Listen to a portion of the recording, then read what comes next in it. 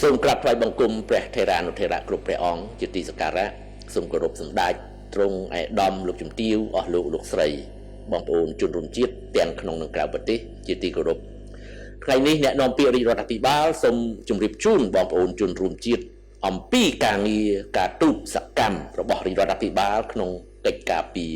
អធិបតេយ្យភាពបូរណភាពទឹកដីនិងប្រជាជនដូចតទៅទី1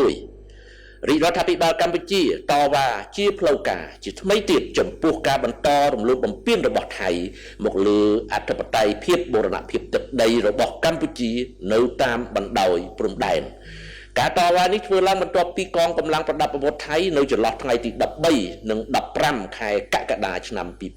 2026បានឈូសឆាយដីធ្វើផ្លូវថ្មីនៅចន្លោះបកគោលព្រំដែនលេខ8និងលេខ9ក្នុងតំបន់តាទុំស្រុកអន្លង់វែងខេត្តឧត្តរមានជ័យដែលរំលោភចូលជ្រៅក្នុងទឹកដីកម្ពុជាបន្ទាប់មកនៅចន្លោះថ្ងៃ15ដល់19ខែកក្កដាឆ្នាំ2026កងកម្លាំងប្រដាប់អាវុធថៃបានបន្តឈូសឆាយដីធ្វើផ្លូវនិងរាយបន្លាលុះនៅចន្លោះបកគោលព្រំដែនលេខ19និងលេខ20ក្នុងតំបន់ជប់ដើមខ្នោសង្កាត់កូនគ្រៀលស្រុកសំរោងខេត្តឧត្តរមានជ័យសកម្មភាពទាំងអស់នេះគឺជាការរំលោភបំពានយ៉ាងច្បាស់លើដែនអធិបតេយ្យភាពបូរណភាពទឹកដីកម្ពុជាដោយបានកំណត់នឹងខណ្ឌសីមាតាមផែនទីខ្នាត1លើ200,000ផលិតដោយគណៈកម្មការកំណត់ព្រំដែនឥណ្ឌូចិនសៀម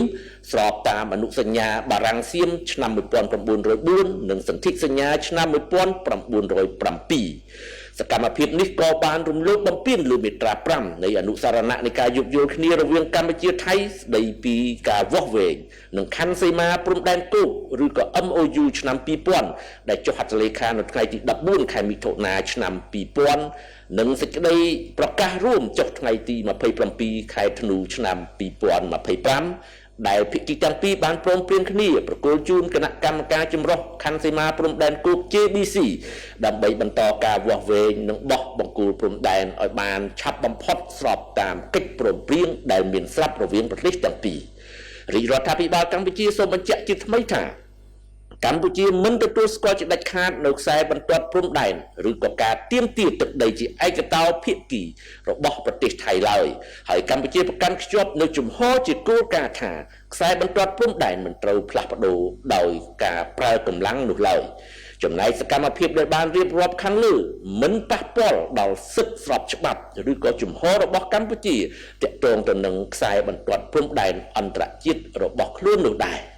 រាជរដ្ឋាភិបាលកម្ពុជាទាមទារឲ្យប្រទេសថៃបញ្ឈប់សកម្មភាពទាំងអស់នេះនៅក្នុងតំបន់ដែលបានលើកឡើងខាងលើក៏ដូចជានៅតំបន់ផ្សេងទៀតដែលត្រូវបានកាន់កាប់ដោយខុសច្បាប់ដោយកងកម្លាំងប្រដាប់អាវុធថៃចាប់តាំងពីឆ្នាំ2025មកដើម្បីកាត់បន្ថយភាពតានតឹងនិងជំរុញជំនឿចិត្តគ្នាទៅវិញទៅមកក្នុងជំហានឆ្ពោះទៅការដោះស្រាយជម្លោះដោយសន្តិវិធីដើម្បីស្ដារឡើងវិញនៅសន្តិភាពស្ថិរភាពនិងទំនាក់ទំនងភាពជាអ្នកជិតខាងល្អ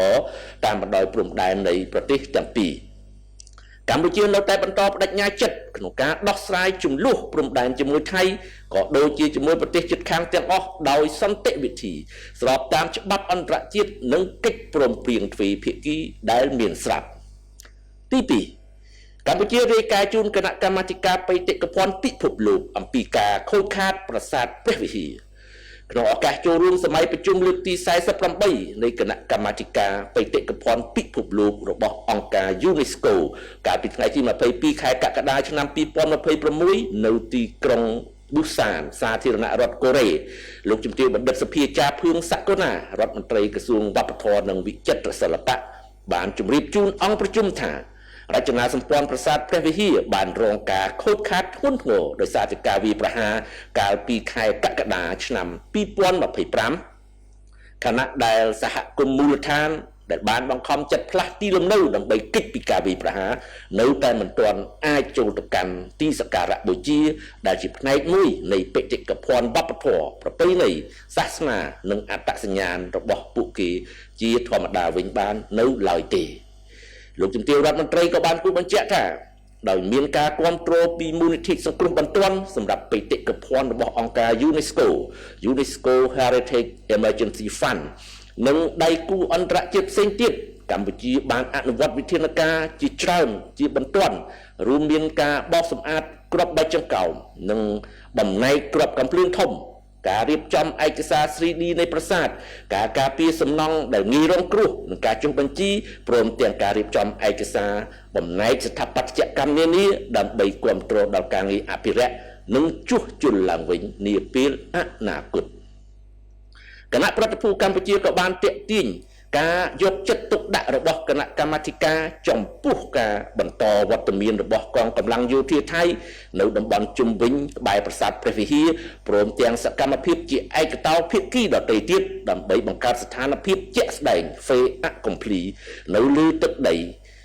ដែលប៉ះពាល់ទៅដល់បេតិកភណ្ឌវប្បធម៌ស្ថិតក្នុងដែនអធិបតេយ្យភាពកម្ពុជានិងបង្កហានិភ័យដល់ការខូចខាតបន្ថែមទៀតលោកជំទាវរដ្ឋមន្ត្រីបានអំពាវនាវឲ្យប្រទេសថៃគោរពច្បាប់អន្តរជាតិនិងស្វែងរកដំណោះស្រាយដោយសន្តិវិធីចំពោះបញ្ហាព្រំដែនតាមរយៈគណៈកម្មការព្រំដែនរួមចម្រុះកម្ពុជាថៃស្របតាមសេចក្តីប្រកាសរួមថ្ងៃ27ខែធ្នូឆ្នាំ2025នឹងបានគូសបញ្ជាក់ថាសោកនាដកម្មដែលបានកើតឡើងចំពោះប្រាសាទព្រះវិហារគឺជាការរំលឹកដល់សហគមន៍អន្តរជាតិថាការការពារបេតិកភណ្ឌពិភពលោកគឺជាការការពារសន្តិភាពកិច្ចសន្ទនានិងការទទួលខុសត្រូវរួមរបស់មនុស្សជាតិអាស្រ័យហេតុនេះសូមបងប្អូនជនរួមជាតិមេត្តាជ្រាបជាព័ត៌មានបាទសូមអរគុណនិងសូមគោរពលាតែប៉ុណ្ណេះ